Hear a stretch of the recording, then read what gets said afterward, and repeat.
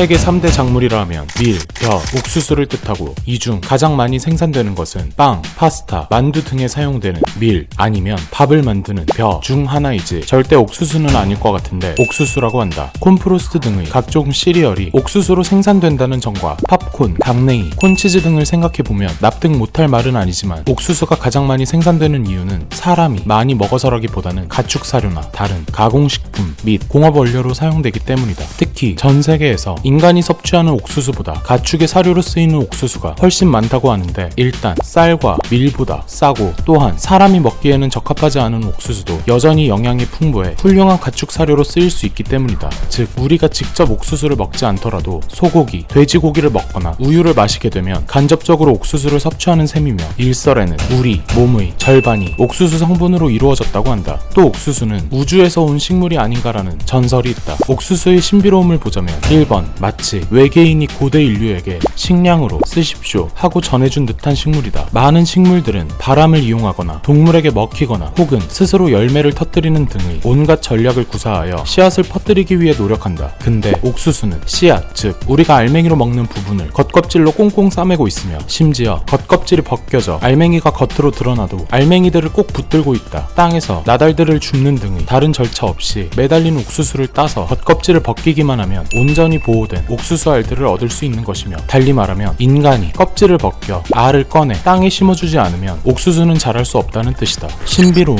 2번 현재 자연에서 자라는 어떤 식물 중에서도 옥수수 비스무리한 것이 없다는 점이다. 옥수수의 원시 식물체라고 강력히 추정되는 것은 중앙아메리카의 헤오신트라는 야생불인데 이렇게 생겼다. 이게 맞나 싶으실 것인데 워낙 다른 생김새 때문에 과학자들도 처음에는 헤오신트가 옥수수의 기원종이라는 점에 대해 부정적이었다고 한다. 일단 옥수수는 하나의 줄기로 크게 자라는 반면 헤오신트란 식물은 가지가 여러 개 뻗는다. 또한 옥수수는 알이 크고 노출되어 있는 반면 헤오신트의 알은 작고 제각각 딱딱한 껍질에 쌓여 있다. 마지막으로 알을 꼭 붙들고 있는 옥수수와 달리 헤오신트 알은 성숙하게 되면 땅으로 후드득 떨어진다고 한다. 이런 헤오신트가 어떻게 옥수수가 되었나에 대해서는 유전적 변화도 있지만 무엇보다 특정 환경에 적응할 수 있는 잠재력이 뛰어나기 때문이라고 한다. 한 고식물학자가 헤오신트를 가져다가 두 기후 조건으로 구분된 온실에서 길렀는데 한 온실은 지금과 같은 현대의 기후, 다른 온실은 빙하기 말의 기후를 재현한 것이다. 현대의 기후를 재현한 온실에서 자란 헤오신트들은 그냥 헤오신트들처럼 자랐는데 신기한 건 빙하기 말의 기후를 재현한 온실에서는 5 중 하나의 헤오신트가 옥수수와 매우 비슷하게 변했다고 한다. 더 신기한 건 이 옥수수 비슷하게 자란 헤오신트의 씨를 받아 빙하기 직후인 1만 년 전의 기후에 맞춰 심으니 절반이 옥수수와 비슷한 특징을 가지게 되었다는 것이다. 이런 뛰어난 적응성을 지닌 옥수수는 남쪽, 북쪽 할 것 없이 아메리카 전역으로 퍼져나갔고 서로 다른 환경에 적응하여 저지대이자 고지대 식물 또한 열대 식물이자 온대 식물이 되었다. 신비로움 마지막 3번은 옥수수의 엄청난 생산성이다. 옥수수가 유럽, 아시아 등 전 세계로 퍼진 것은 1492년 콜럼버스가 아메리카 해변에 발을 디딘 이후였다. 당시 유럽의 주 곡물이었던 밀의 경우 18세기까지도 파종량과 수확량의 비율이 1:5 정도에 불과했으며 이는 보리, 귀리, 호밀 등의 다른 곡물들도 비슷했다고 한다. 근데 아메리카에서 발견된 옥수수의 경우 파종량과 수확량의 비율이 1:70에서 150, 심지어 800에 달했다는 식민지 시대의 기록이 있으며 지금도 농업에서 옥수수보다 많은 양이 수확되는 식물은 없다고 한다. 그리고 옥수수의 엄청난 생산성은 마야 문명, 아즈텍 제국, 잉카 제국 등의 성립을 가능하게 한 중요한 요인이었다. 이 문명들을 보면 금속을 다루는 기술이 보잘것없었고 수송의 효율성을 비약적으로 높이는 바퀴도 사용하지 않았으며 또한 사람의 노동력을 대신할 소나 말 같은 힘이 센 동물도 없었다. 그런 와중에도 이들은 20-30층 높이의 건물들을 세우고 당시 유럽 도시들과 비교해도 손색이 없는 거대한 도시를 건설해냈는데 때문에 전설의 도시 아틀란티스의 후예썰, 외계인들의 문명썰 등의 주장이 있었다. 당연히 아니고 학자들은 옥수수 덕에 이런 문명 성립이 가능했다고 설명한다. 아까 말씀드렸던 옥수수의 엄청난 생산성에 더하여 라틴 아메리카 원주민들이 옥수수를 재배하는 데에는 1년에 50일 정도의 노동이 필요했다고 한다. 산술적으로는 대충 일주일에 한 번만 일하면 충분했다는 것이며 따라서 금속, 바퀴, 가축의 도움이 필요한 일들을 그냥 사람이 직접 해버릴 정도의 노동력이 남았던 것이다. 거의 저절로 자라다시피 하며 풍요와 여유로움을 선사해주는 옥수수는 신으로 모셔졌으며 마야 신화에 따르면 신이 인간을 만들 때 처음에는 흙으로 만들었더니 부서져 버렸고 두 번째로 나무로 만들었더니 뻣뻣해서 멍청했고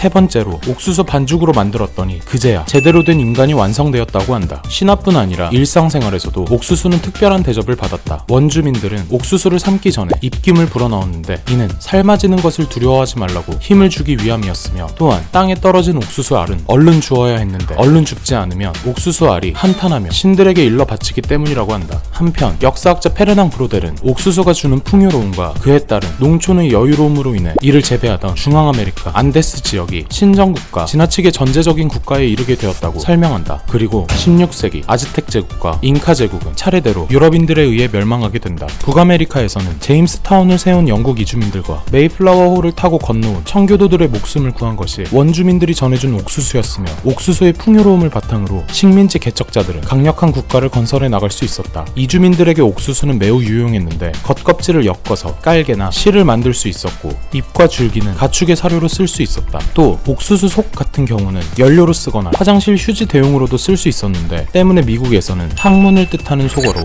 콘, 콜, 즉 옥수수, 구멍이란 말이 있다.